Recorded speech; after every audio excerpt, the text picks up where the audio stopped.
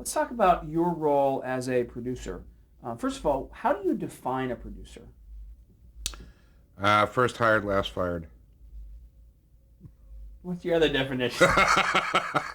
uh, let's see. I guess you see the role changes so dramatically over the course of a successful show that it's starting out and your first time as an executive producer. The job is totally different. That's largely convincing people that you're not going to lose all their money if it's at a studio. You have people looking over your shoulder, and that's one stage. Then there's the stage of being the writer producer who has created the show, which I had done a number of times, but I was obviously on Law and Order. As I said earlier, it was kind of a life or death situation, so I was here 110% of the time on those first 13. Um, as the universe expands and things become more successful, there are people who maintain that kind of day-to-day contact, like Tom Fontana, like David Kelly, like Aaron Sorkin. Three people who basically write all the episodes, but I think that they're all insane because, you know, Tom Fontana gets up at 5:30 every morning and writes in longhand. This is I ain't Charles Dickens. This is like a level of discipline, but he basically writes every episode of every show he produces.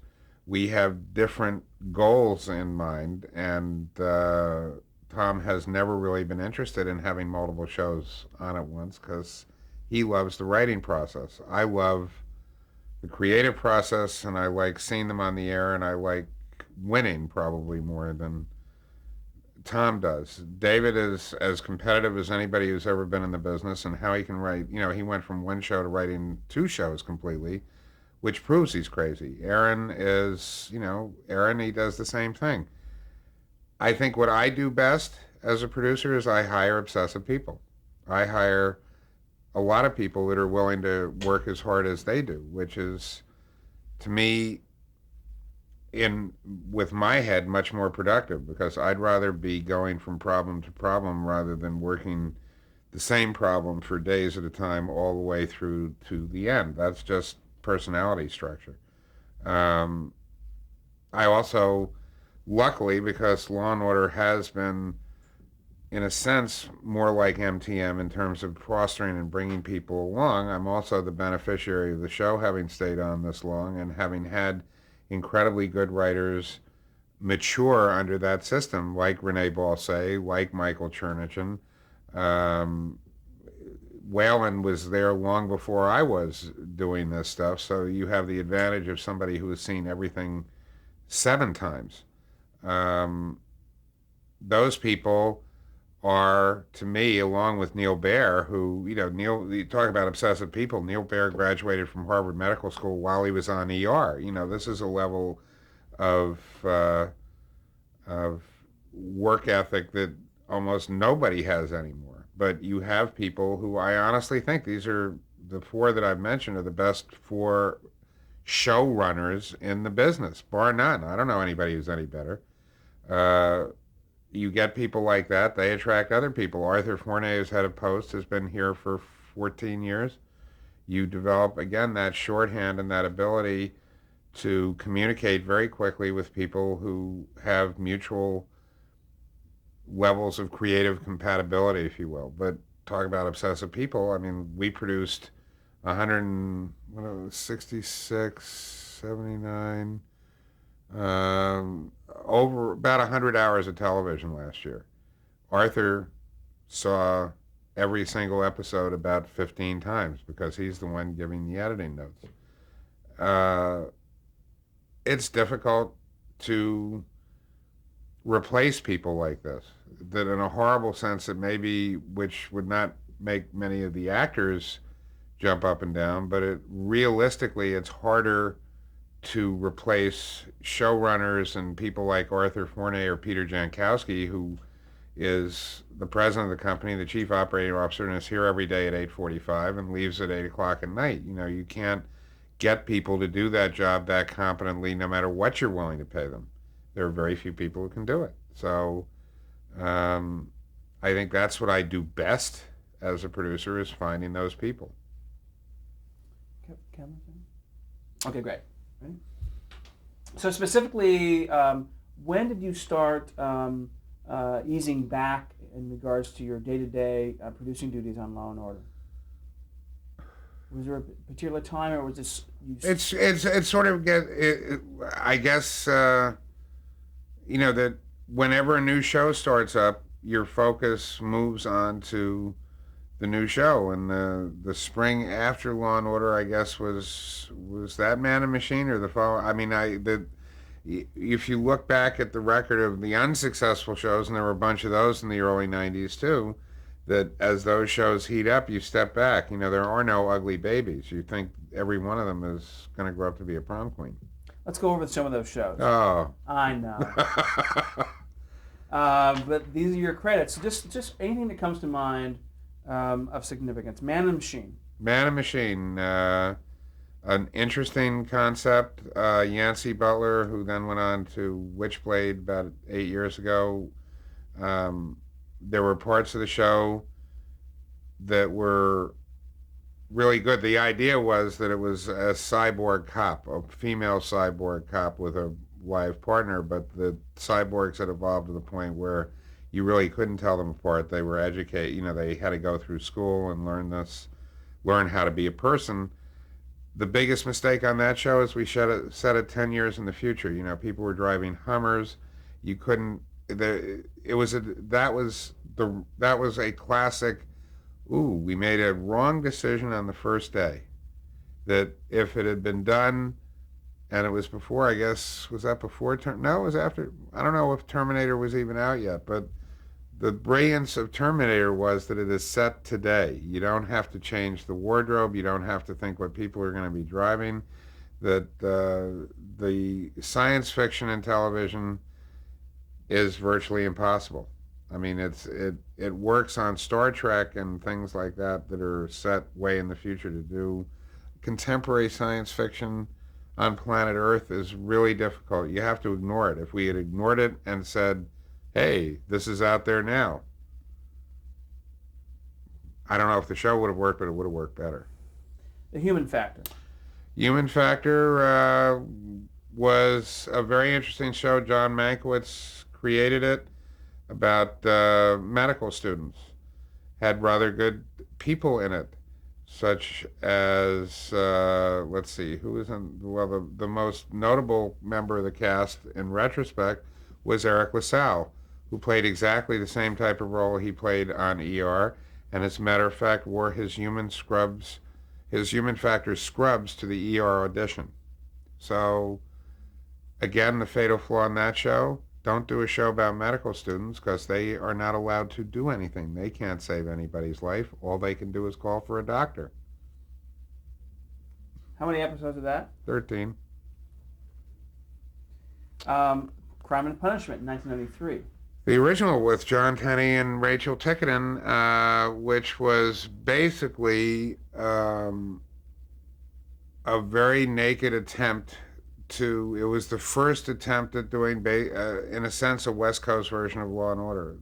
That's why it's called Crime and Punishment at that point. Ampersand, New York, L.A. I mean, you look at the first episode of that, they're in sunglasses looking decidedly different than the New York cops. Problem with that is that it was an attempt to do a combination procedural and personality-driven show, and Rachel Ticotin had a daughter, and you went home with her, and John Tenney had a girlfriend, and you went home with them, and that was kind of mixed, but it had one device that was really interesting, which was the interrogator, that you would cut away from the action, and it would be just like this, that the two cops were sitting there, and you could ask them questions. That there was the guy who, I can't remember the actor's name, but he's the voice of Lexus, was off camera, unseen. They were in front of the camera, and he would ask them, what's it feel like to kill somebody? So you'd get these insights into the way cops think, but it stopped the storytelling cold.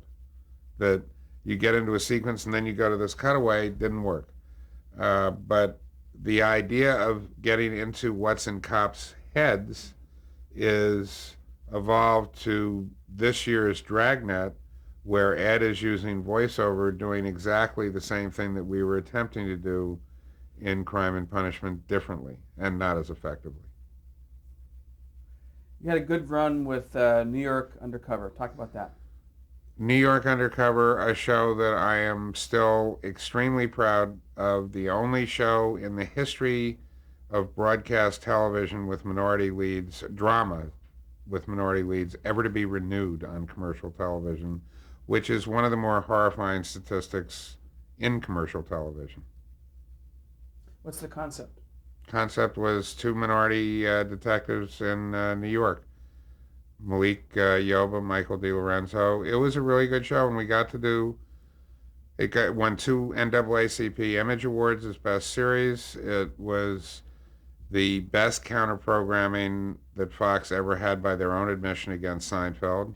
It did very respectably on Thursday night, and then the actors lost their mind in the third year. Didn't show up for work. Try to pull a Friends on an episode on a show that unfortunately was on Fox and was number 77 in the Nielsen, so that there was not a lot of economic reason to reward misbehavior. And the show never really kind of recovered. There was ill will, and so it went 4 years, but it could have gone a lot longer. In regards to the Friends comment, you're talking about the idea of the cast of Friends negotiating for higher En salaries. masse in the papers publicly. Right. Did you actively pursue the minority cast? Oh yeah, That was part of it. that was again. If I had the pilot here, I could show you that. I think there was a page saying that they were originally 2 black cops, and Fox, to their credit, said we'll do it with 2 black cops, but couldn't one of them be Hispanic? It was so. But now it's 10 years. This is 10 years after that, and it looks like UPN actually has a shot with the show Platinum, which is all black. It's about a hip-hop record company. So things change. Maybe that'll get renewed. Talk about the music. Was music important in New Music was enormously important in New York Undercover. The only show of mine that was not, the composer was not Mike Post. It was Mtume, who is a guy who has worked with everybody in not only rock and hip-hop, but jazz going back 30 years. A great guy. We also had a musical component that the show had Natalie's, which was a nightclub that was it was one of our standing sets, but we would have a guest act. It was basically their hangout bar, and there would be a guest act that would do a musical number in each episode, and incredible acts. Everybody from Luther Vandross to God, I don't know, everybody that was big in hip hop in the '90s. Gladys Knight did an episode, but they're no, in one episode, but nobody ever remembered that. That was Pam Gallon, by the way. I just looked. I know. No, but she was not recognizable. She was not really an actress, so that was the conceit, that it was owned, but she never reappeared. Why did the show go off the air? Basically, I think it went off because the actors lost. This may be unfair, but I think that the actors lost part of their audience. That there was a decided downturn after the blow up, which became quite public. But the public. Oh, it was it hit the papers. I mean, it was big time. It's enough where the common viewer knew about. Right. What's if you saw the picture in the Post, it was a big article. It got a lot of play. Here we are, 2003, and there's certainly been recent examples of an actor or actors negotiating for salary. What's the downside? How does that affect? What's the downside? Well, how does that affect how you do business? Badly. I mean, I am a big believer in contracts. I think that everybody, the one thing that I've seen over the past 20 years consistently is that everybody really wants the job. They're very happy when they get the job. They're very happy when they make their deal, and then they become increasingly unhappy as they compare themselves to other people that they may have read about or seen. And every deal is totally different than every other deal. The economics on every show are totally different. It's, that there is no clear cut, by the rule book solution to any of these problems. That, Thank you. just Yes, thank you. thank you. Since you're taking a little break, one thing that Pause. Oh, you got ask it creatively. I don't know what do you. Well, have there been shows? Some of these shows that we're talking about, have there been shows where you hire the same actor? Well, not for the. Yes, we've hired the same For- actor in a variety of shows, not to play the same character. That Ben Bratt was in Nasty Boys before he was in Law and Order. Was one of the originals in Nasty Boys. That's Benjamin Bat. Benjamin Bratt Right. and Patha Murkison was the captain in Man and Machine, and it goes on and on. One of the things that Tom Fontana and I have used a lot of the same actors. Obviously, Richard Belzer came from Homicide, is on SVU playing this Belzer. Belzer's playing the same character on both shows. He's now played that character on 6 different hour shows on different networks. I think 3 of them are mine, unfortunately. No. But Tom and I have joked about this in the past. J.K. Simmons, who is on Oz, is the shrink on Law and Order. Chris Maloney, who was on Oz, is obviously one of the stars of SVU. Katie Irby was on. I mean, this is going to be meaningless to other people. People don't know most of these actors. That's the problem. Swift Justice, 1995. Swift Justice for UPN. As a matter of fact, I think when it was canceled, that was considered an error, a cancellation error by everybody, because I don't think the UPN has ever had a dramatic series that was as high as Swift Justice was when it was canceled. So it was extremely violent. It was very politically incorrect. But it was on UPN, which was guys watching wrestling. So Feds.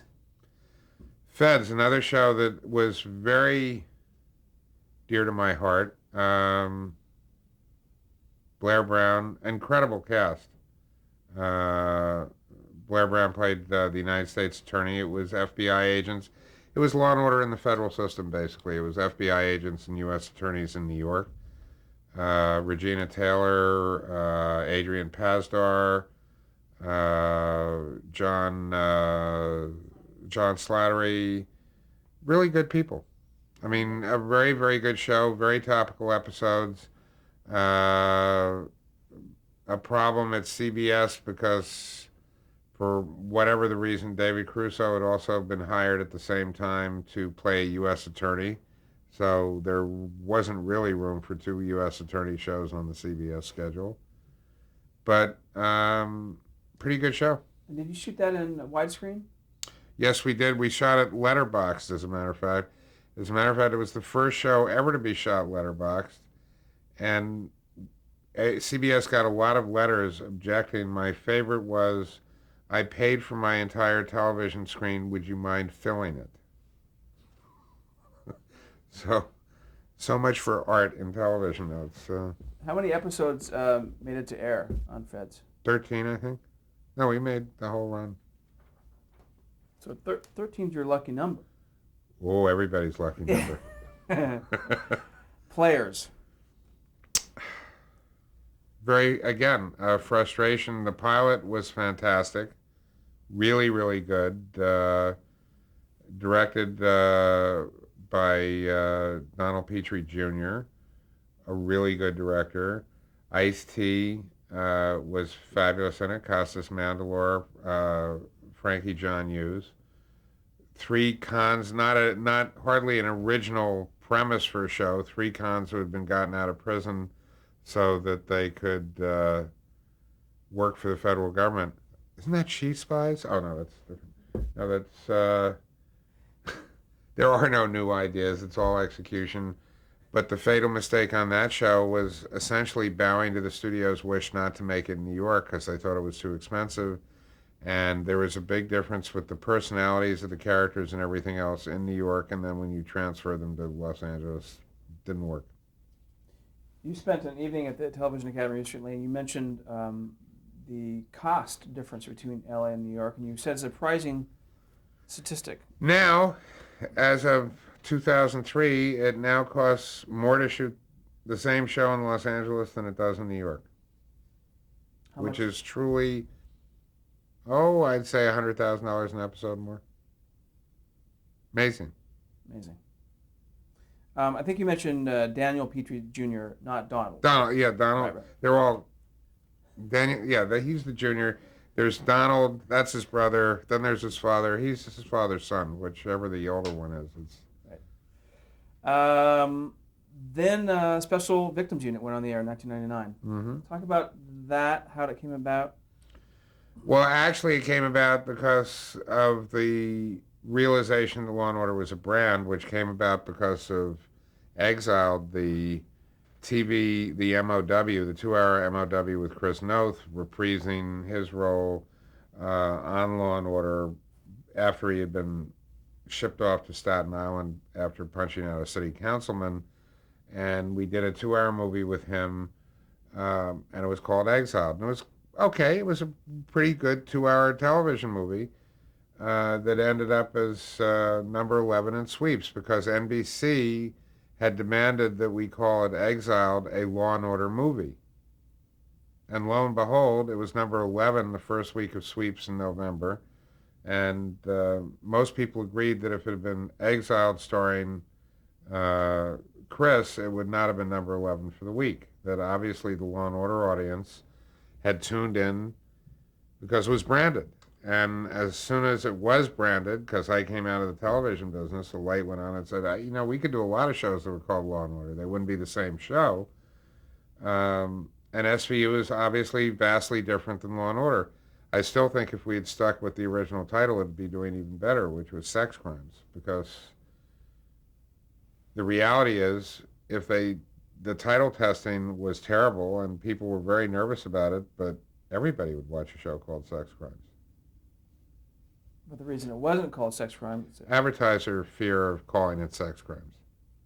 So it became Special Victims Unit, but Sex Crimes was a better title. for someone who hasn't seen that show, give us a quick concept. It's about the Special Victims Unit in the New York City Police Department, which handles sex crimes. And if you haven't seen the show, it has got a legal component in it, much smaller than Law and Order's. It's not split. You're really following one case from the beginning to the conclusion of it, but they're sexually oriented, whether it's rape, murder, child molestation, elder abuse. I mean, the mandate for the unit is quite broad. Just like others, you wrote the pilot for this. Mm-hmm. Is it important for you if you're trying to sell a series, is for you to write the pilot? I don't even know if it's a sales factor. I just it's Help set the tone and all that? it's more than that. I mean, when you create the show, it's very hard when you're the executive producer for an actor 5 years from now, when somebody that you're the only person left who was there when the show started, for the actor to say, my character wouldn't say that. It's much better to say, sure he would. And say, well, we'll have to get a writer in, or, gee, I think he would. It gives you the final say creatively, just a priori. I created it, I wrote it, and that character would say that. For something like a show like this, what kind of research, what's your process of researching? Life. No, I mean, I've I probably spend more time with cops than anybody who doesn't carry a badge. I'd say that would be a fair assessment over the last 30 years.